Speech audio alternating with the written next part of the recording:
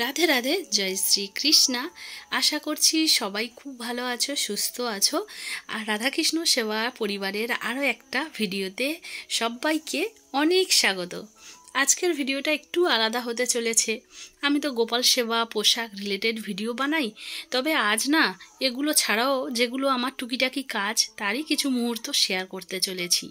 আর এই যে তুলসী তলাটা দেখছো, যেটা আমার বাড়ির এক পবিত্র জায়গা, তো এখানে আমি কখনো আমার গোপাল সোনা বা রাইকে নিয়ে এসে ভিডিও বানাই, ছোট ছোট ভিডিও বানাই, শর্টগুলো বানাই। তো তোমরা দেখেছো, যারা রেগুলার আমার ভিডিওগুলো দেখো তারা নিশ্চয়ই চিনতে পারছো জায়গাটা। আর এখন দেখছো তুলসী গাছটা না কত ভরা রয়েছে। এগুলো না মানে গরম হলে, গরমকাল আসলে এগুলো বাঁচিয়ে রাখাটা একটু মুশকিল হয়। আর এই তুলসীর মঞ্জুরিগুলো আমি কিন্তু চেষ্টা করি এগুলো গাছ থেকে আলাদা করে নিতে। তো এগুলো বিশেষ করে কোনো একাদশীর আগের দিন কেটে নিই, দুটো পাতা সমেত, আর গোপালদের চরণে আমি চন্দন দিয়ে আমি গোপালদের সেবাতে দিই। আর এই ফুলগুলো কি ফুল এর নাম যদিও আমার জানা নেই, কিন্তু আমার বাড়ির উঠোনে এরকমভাবে ফুলগুলো ফুটে থাকে আর খুব সুন্দর লাগে। প্রচুর ফুল ফোটে বর্ষাকালে, তবে এতটাই গাছ বেড়ে যায় যে আমরা গাছগুলোকে মাঝে মাঝে কেটে ছোট করে রাখি। আর একটু বেলা হতেই আমাকে কিছু পোশাক বানানোর কিছু জিনিস কম পড়েছিল, যার জন্য আমাকে যেতে হয়েছিল মার্কেট।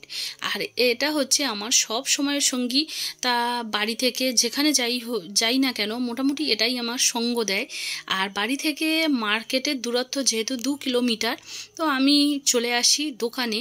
আর এখানে বেশ কিছু নাইটির কাপড় দেখছিলাম যে নিজের জন্য নেওয়া যায় কি না। আর আমি না মানে ক্যামেরা ধরতে ভীষণভাবে কমফর্টেবল না, মানে ভীষণ উইক, যার জন্য আমি কোন দিক থেকে কোন দিকে যে ক্যামেরা ঘোরাচ্ছি নিজেই জানি না। তো আমার যা যা নেওয়ার ছিল আমি নিয়ে নিই। আর অবশেষে দেখো বাড়িতেও ফিরে আসি। তো যা যা নিয়েছি বেশি কিছু নিইনি, আমার যে কটা মাথার মধ্যে ছিল নিয়েছি, কিন্তু ফিরে এসে দেখছি যে আমার অনেক কিছুই নেওয়া হয়নি। আর এই যে কাপড়টা, তো এই গোলাপি রঙের কাপড়টা, এটা অ্যাকচুয়ালি ড্রেসের তলায় যে সুতির কাপড় দেয়া হয় সেই কাপড়গুলো। তো আমি খুব বেশি নেওয়ার ছিল না, কারণ আমার একটু সমস্যা ছিল, আমি খুব বেশি নিইনি, আমি কম করে নিয়ে এসেছিলাম। আর কিছু সুতো নিয়েছি। মনে হলো যে আমি অনেক কিছুই নিতে ভুলে গেছি, কারণ আমার গ্রিন কালারটাও শেষ হয়ে গেছে। আর এটা দিয়ে পোশাকও রেডি হবে। পোশাকে এটা আমার কাছে যেহেতু ছিল, স্টক আউট হয়ে গেছিলো, যার জন্য আবার নতুন করে নিয়ে এসেছি। যেহেতু আমি গিয়ে পড়েছিলাম, কটনের কাপড় ম্যাচিং করে নিয়েছি, নীল কাপড় নিয়েছি, সবুজ লালটা নিতে ভুলে গেছি, আর কিছু সুতো নিয়েছিলাম। এদিন কিছু পার্সেল আমার সকালবেলায় কোরিয়ার করার ছিল, তো ডেলিভারি বয় বাড়ি থেকে নিয়ে এসেছিল। কিন্তু এদিন বিকালবেলায়, মানে ধরো 3টে সাড়ে 3টের সময় আমি বেরিয়ে পড়ি কোরিয়ার অফিসের উদ্দেশ্যে, কারণ আমাকে একটা পার্সেল মাস্ট দেওয়ার ছিল। তো আমি সেই পার্সেলটা জমা দিতেই অফিসে যাচ্ছিলাম।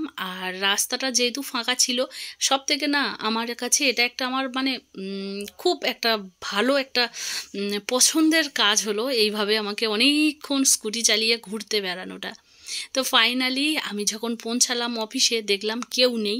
আমি যদিও কল করে এসেছিলাম, তো যাই হোক অফিসের সামনে।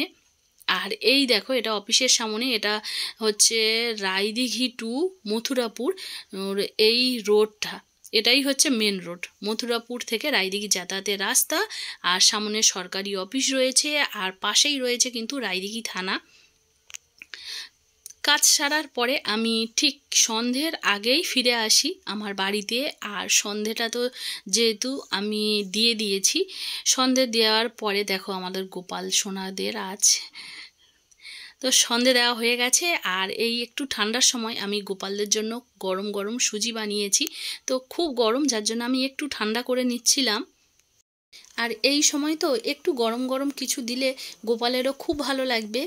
তো বন্ধুরা, আমি আমার লাইফের ছোট্ট ছোট্ট মুহূর্ত আজ আমি শেয়ার করলাম পরিবারের বাকি সদস্য বন্ধুদের সঙ্গে। ভিডিওটা যদি তোমাদের ভালো লাগে একটা লাইক করে দিও, কমেন্ট করো। আবার আসবো পরের কোনো এক নতুন ভিডিও নিয়ে। সবাই খুব ভালো থেকো, সুস্থ থেকো। রাধে রাধে।